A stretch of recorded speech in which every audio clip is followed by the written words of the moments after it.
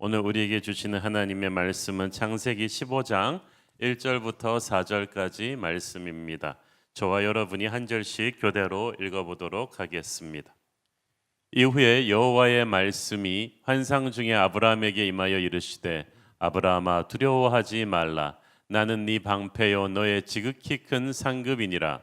아브라함이 이르되 주 여호와여 무엇을 내게 주시려 하나이까. 나는 자식이 없사오니 나의 상속자는 이 다메섹 사람 엘리에셀이니이다. 아브라함이 또 이르되 주께서 내게 씨를 주지 아니하셨으니 내 집에서 길린 자가 내 상속자가 될 것이니이다. 여호와의 말씀이 그에게 임하여 이르시되 그 사람이 네 상속자가 아니라 네 몸에서 날 자가 네 상속자가 되리라 하시고, 아브라함은 고작 수백의 사병들을 거느리고 막강한 북부의 4개국 연합군을 밤중에 급습해서 기적 같은 승리를 올렸습니다. 수많은 전리품과 포로들도 가지고 귀환할 수 있었습니다. 근데 문제는 바로 그때부터였습니다. 당장은 승리했다고는 하지만 저쪽은 4개국 연합군입니다. 수적으로 절대 우세한 적들이 정신 차리고 전열을 재정비하고 나면은 보복해올 가능성이 높았습니다. 아브라함은 막강한 전력으로 압도적인 승리를 한 것이 아닙니다. 객관적으로 굉장히 약한 전력을 가졌지만 하나님의 도우심으로 적의 허점을 찔러 승리한 거예요. 적은 괴멸되지 않았습니다. 그래서 아브라함은 저들의 보복이 걱정될 수밖에 없었습니다. 그는 두려움에 사로잡히기 시작했습니다. 승리하긴 했지만 이제 이 승리를 감당할 그 여력이 없어져서 겁에 질렸습니다. 게다가 아브라함에게는 자식이 없었습니다. 자식은 장사의 수중에 있는 화살과 같다고 했는데 당시 고대 중동 사회에서 자식은 방어벽이고 전투병력이었습니다. 자식이 있어야 후계를 물려줄 수 있었기 때문에 사람들이 심리적으로 자식을 많이 가져야 불안해하지 않았습니다. 또 자식이 많아서 그 자식들을 결혼시켜서 아이들을 낳고 또 주변의 막강한 추장들과 혼인동맹, 사돈관계를 맺어둠으로써 유사시에 자기를 지킬 세력을 탄탄히 구축하는 것이 그 당시 유목민 족장들이 하는 일이었습니다. 그런데 아브라함에게는 자식이 전무했습니다. 피부치라고는 자신을 배신하고 떠났다가 전쟁을 만나가지고 다 망해버린 롯뿐이었으니까 아브라함이 어찌 불안해하지 않겠습니까? 인간적으로 의지할 구석이 아무것도 없었어요. 우리의 인생 중에도 아브라함처럼 성공 뒤에 오는 불안 같은 상황이 종종 부닥칠 때가 있습니다. 천신만고 끝에 모든 것을 쏟아부어서 무리수를 두면서 하나님의 은혜로 하나의 고지를 점령했는데 막상 그 고지를 점령하고 보니까 이제 그 고지를 지키는 일이 더 큰 일로 다가옵니다. 성은 함락하는 것보다 지키는 것보다 지키는 게 더 힘들거든요. 있는 돈 없는 돈 다 털어서 좋은 몫에 퇴직금까지 집어넣어서 이렇게 자리를 내서 식당을 여신 성도님을 알고 있습니다. 남들은 좋은 인테리어에 좋은 자리니까 좋아한다고들 하는데 정작 주인은 과연 그 손님이 와줄까 하는 불안감에 잠 못 이루지 못합니다. 높은 자리에 승진해서 남들은 출세했다고 축하해 주는데 막상 그 자리에 앉고 보니까 밑에서는 좋아 보였던 그 자리가 앉아 보니까 가시방석이에요. 해결할 난제들이 산더미입니다. 밑에 있을 때는 윗사람들 단점만 보였는데 내가 하면 훨씬 더 잘할 것 같았는데 막상 윗사람 되고 나니까 윗사람 심정이 이해가 되기 시작합니다. 옛날에는 위에 있는 상사가 꼴보기 싫었는데 이제는 치고 올라오는 후배들이 두렵습니다. 낮은 데 있을 때는 고생스러워도 그래도 좀 비교적 안전했는데 높은 곳에 올라서면 모든 사람들의 표적이 됩니다. 사람들이 나를 뒤에서 비판하기 시작합니다. 불안감이 밀려옵니다. 바로 이 성공 뒤에 오는 불안감, 이 엄청난 스트레스를 지금 아브라함은 받고 있었습니다. 이때 아브라함은 어제 본문에 배웠지만 영적인 결정을 했죠. 소돔 왕이 주는 세상적인 보상을 거절하고 멜기세덱이 주는 하나님의 축복을 선택했습니다. 근데 그러고 난 뒤에 불안감이 밀려왔어요. 참 희한하죠? 우리가 정말 담대한 믿음의 결정을 하고 나서 아주 멋있는데 그리고 나서 돌아서서 밤에 이거 내가 잘한 걸까 싶은 불안감과 두려움이 엄습해 오는 것입니다. 바로 이때가 누군가 내 손을 잡고 좀 내가 잘한 결정이라고 격려해 주었으면 하는 때입니다. 아브라함이 바로 이런 불안한 시점에 있었을 때 하나님이 나타나셔서 아브라함에게 말씀하신 거예요. 1절에 이후에라는 말이 바로 이때란 말이에요. 하나님이 내게 무엇을 말씀하시는가 이상으로 중요한 것은 언제 말씀하시는가입니다. 하나님은 정확한 타이밍을 설정하시고 찾아옵니다. 불안한 승리 뒤에 생가사의 기로에 서서 이렇게 두려워하고 있는 아브라함에게 주신 말씀이었기 때문에 아브라함은 집중력 100%로 하나님의 말씀에 귀를 쫑긋 기울입니다. 하나님께서 말씀하십니다. 여호와의 말씀이 환상 중에 아브라함에게 임했다고 말씀하셨죠. 여기서 성경에서 여호와의 말씀이라는 표현이 또 처음 나오는 곳이 이곳입니다. 불안한 승리 뒤에 힘들어하는 아브라함처럼 하나님의 사람이 세상 사람들 보기에는 괜찮은 자리에 섰지만 속으로는 힘들고 어려워할 때 반드시 하나님의 말씀이 오십니다. 우리는 당장 눈앞에 보이는 상황이 쫙 변했으면 하는 마음이 있는데 하나님은 상황을 바꾸기 전에 말씀을 주십니다. 우리 생각에는 말만 하지 말고 뭔가 액션이 있어야지라고 생각하는데 하나님께서는 말이 곧 액션입니다. 말씀 중에 하나님의 능력이 담겨서 옵니다. 말씀 속에 하나님의 위로와 축복과 지혜가 담겨서 옵니다. 하나님이 말씀을 주실 때 하나님 자신을 주시는 것입니다. 하나님께서 천지 창조를 하실 때 빛이 있으라고 하시니까 빛이 생겼잖아요. 하나님의 말씀은 그 자체가 바로 현실이 됩니다. 그렇기 때문에 말씀을 주시는 것은 엄청난 거예요. 내 현실이 바뀐다는 것입니다. 지금 우리에게 가장 필요한 것은 돈도 권력도 사람도 아닙니다. 하나님의 살아있는 말씀인 줄로 믿습니다. 우리는 지금 그 하나님의 말씀이 우리의 삶에 임하기를 바라는 것입니다. 그 부드러운 말씀, 그 능력의 말씀을 들어야 살겠기에 여러분 새벽에 깨어나서 이렇게 기도하고 있는 거 아닙니까? 하나님의 말씀은 아브라함에게 두 가지를 약속하셨습니다. 첫째는 하나님이 너를 보호하실 것이다. 둘째는 하나님이 너를 위해 큰 상급을 준비해 두셨다는 것입니다. 첫째는 하나님의 보호하심입니다. 1절 아브라함아 두려워하지 말라. 나는 네 방패요 너의 지극히 큰 상급이니라. 성경에서 사랑하라 다음으로 가장 많이 나오는 말이 두려워하지 말라이죠.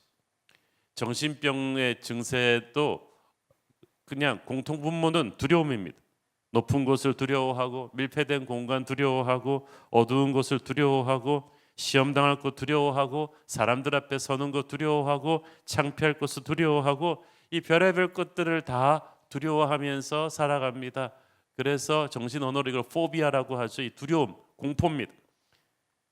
하나님께서 성경에서 두려워하지 말라는 말을 그토록 많이 하시는 것은 우리의 삶이 두려움의 연속이기 때문에 그렇습니다.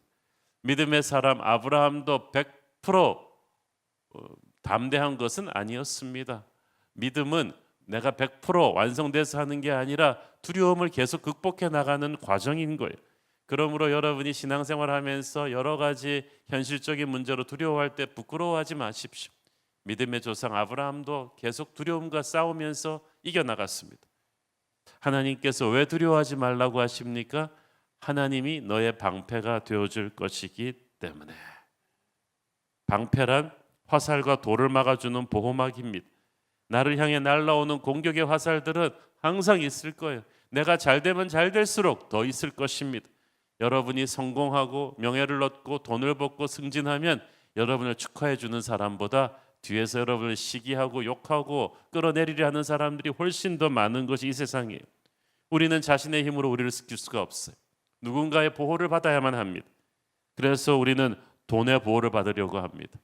권력자의 보호를 받으려고 합니다. 혈족의 보호를 받으려고 합니다. 그러나 언제나 변함없이 우리를 지켜줄 수 있는 뚫리지 않는 방패는 하나님뿐이십니다. 인간들이 스스로를 지키기 위해 만든 방패들은요 항상 뚫려요. 믿는 도끼의 발등을 찍히죠. 그러나 하나님의 방패는 무엇도 뚫을 수 없습니다. 하나님을 믿으십시오.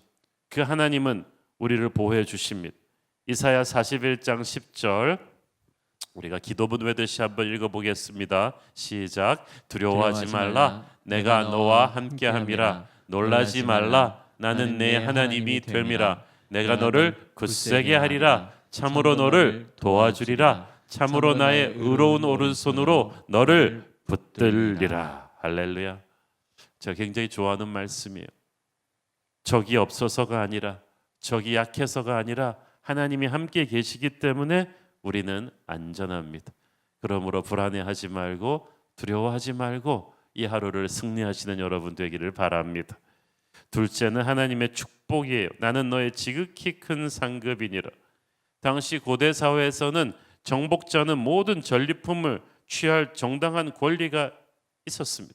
자기가 피 흘려 쌓은 대가를 취한 거니까 당연한 거라고 생각했어요. 그래서 소돔 왕도 아브라함에게 물건은 당신이 다 가지라고 한 거예요. 그러나 아브라함은 먼저 하나님의 제사장 멜기세덱에게 11조를 드렸어요. 그리고 자기가 피 흘려 싸워 구해준 사람들한테 돌아갈 보상을 제외하고는 다 주인에게 되돌려 주었습니다. 단지 자신의 가족들을 방목할 땅을 임대했을 뿐 그는 이 승리의 결과로 땅 한 평 가지지 않았어요. 그리고 나서 속으로 내심 불안하고 후회도 좀 했겠죠. 내가 정말 하나님만 믿고 이렇게 고지식하게 내 먹을 것 챙겨놓지 않아도 될까? 나는 먹고 살 수 있을까? 아마 아브라함의 식구들은 원망스러운 눈으로 아브라함을 바라보았을 것입니다. 의거이 답답한 양반아, 이렇게 고생해놓고 남 좋은 일만 시켰냐? 내가 못 살아. 그러면서 막 아브라함을 식구들은 또 원망했을 수도 있습니다. 아브라함도 사람이니까 진짜 내가 이렇게 내 거 너무 안 챙겨도 될까? 하나님만 믿고 가도 될까? 하나님께서 그 마음을 아시고 격려하신 거예요. 걱정하지 마라. 아브라함아, 잘했다. 내가 너의 상급이 될 것이다. 작은 것을 탐하면서 큰 걸 잃어버리지 마라. 네가 나를 믿고 포기한 그 모든 것, 가난하고 모든 것을 잃어버린 사람들에게 나누어진 그 모든 것들의 몇 배로 내가 갚아줄 것이다. 하나님이 주실 상급은 보통이 아니고 지극히 큰 상급이 될 것이다. A very great reward라고 되어 있습니다. 하나님이 우리가 세상을 선택하지 않고 하나님을 선택했을 때 우리를 위해 예비해 두신 축복은 상상을 초월할 것입니다. 시편 31편 9절을 보십시오. 주를 두려워하는 자를 위하여 쌓아두신 은혜, 곧 인생 앞에서 죽게 피하는 자를 위해서 베푸신 은혜가 지극히 크다고 말합니다. 사랑하는 여러분, 세상적인 것들을 너무 욕심내고 집착하지 마십시오. 요즘 사람들이 너무 돈 욕심이 많아요. 그러나 우리는 그렇게 살면 안 됩니다. 우리가 하나님께 온전한 11조를 드리고 연약한 사람들을 도와주면서 그렇게 사십시오. 그래도 망하지 않습니다. 오히려 더 큰 부흥을 체험하게 될 것입니다. 우리가 하나님을 택함으로써 인해 포기했던 이 땅의 부정한 방법으로 인해서 취할 수 있었던 모든 것 이상의 축복을 하나님이 여러분과 여러분 자손에게 보상해 주실 줄로 믿으십시오. 하나님의 사람으로서 산 인생에 대해서 후회하지 마십시오. 하나님은 아브라함에게 말씀하십니다. 나는 네 방패요 지극히 큰 상급이다. 그런데 정작 이 말을 들은 아브라함은 시큰둥합니다. 2절 읽습니다. 아브라함이 이르되 주 여호와여 무엇을 내게 주시려 하나이까? 나는 자식이 없사오니 나의 상속자는 이 다메섹 사람 엘리에셀이니이다. 하나님이 정말 좋은 말씀을 주셨지만 그런 거예요. 너무나 좋은 말씀을 들었지만 내가 처한 현실이 아직도 너무나 답답해요. 꽉 막혀 있어요. 네 자손이 번성해서 큰 민족을 이룰 것이다. 근데 큰 민족은 고사하고 고향 떠나온 지 15년에 벌써 85세 노인이 되었고 아내는 75세인데 자식이 한 명도 없어. 큰 민족은 고사하고 한 명 자식이라도 있었으면 좋겠어요. 그래서 아브라함은 약속을 붙잡고 왔지만 중간에서 뭐 좀 반쯤은 이루어지는 그 희망의 시그널이 있어야 될 거 아니잖아요. 그래서 하나님 앞에서 푸념처럼 말하는 거, 하나님, 저 자식 없으니까 내 종 엘리에셀이나 제 상속자로 해야겠어요. 고대 중동에서는 자식이 없는 사람은 충실한 종이 있다면 그 종을 양자로 삼고 재산을 양도해 줍니다.